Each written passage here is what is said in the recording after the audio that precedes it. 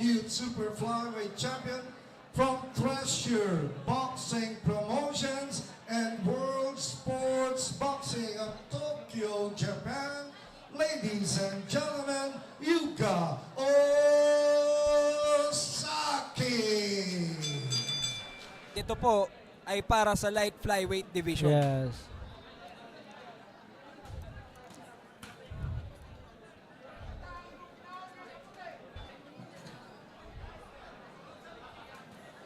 Okay, si Ozaki po from Japan is nakaposisyon na agad sa gitna, no? And Oo. Refugio is circling doon sa ring. Pariatan Repolyo. Jonathan Refugio. Oo. Nako, magandang laban pala to para sa ating dalawang boksingero. Oo.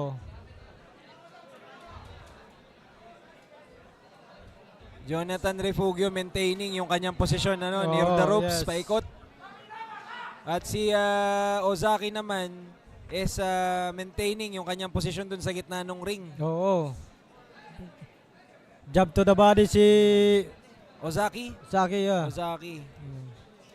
Pero pag nakita mo si Oo.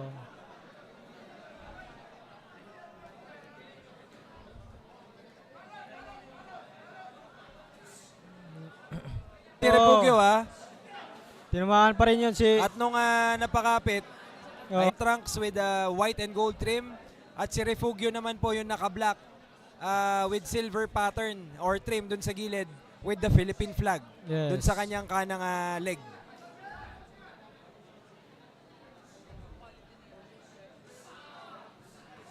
Oo. Nila talagang Oo. disiplinado.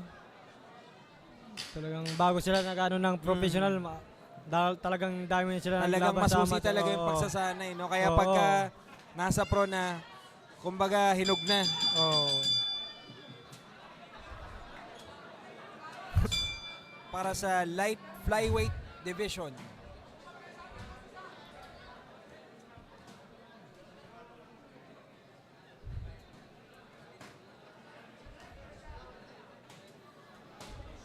Para kay Mayang Bakero 2282, ito na po yung pangatlo sa huli. Again, ito po ay para sa UKC Triple Threat. Oy! Pumasok po ang kaliwado ni Ozaki.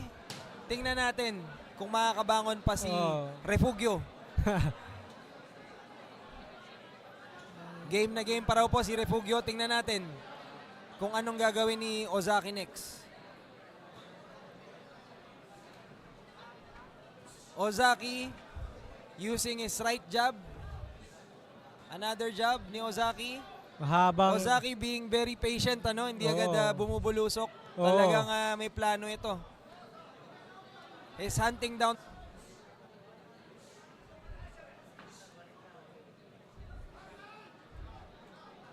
Uy. Uy. Uy. Medyo ano yun, malutong yung pumasok na body. Umayaw na. Oo. I think Inayaw na, Refugio referee. wants Oo. to call it a day. Medyo well placed tsaka time talaga yung yeah. yung right upper kung di ako nagkakamali. Oo. Katulad nga nung binabanggit kanina ni Champ Pedro ang bitaw pero Oo. a well placed na suntok. Pero Talagang mauubusan yung boksingero. Makita maramdam mo naman sa yung reaction lakas talaga na pag tumama sa katawan mo, talagang makita. Ganun. Ayun, no? Oh. Oo, malakas yun.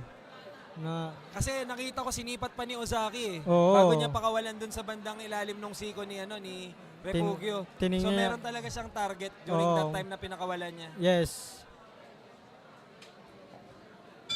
Ladies and gentlemen, your official time, 1 minute and 34 seconds of round number 2. We have a winner by a technical knockout, Nihon Kara, Yuka Osaki.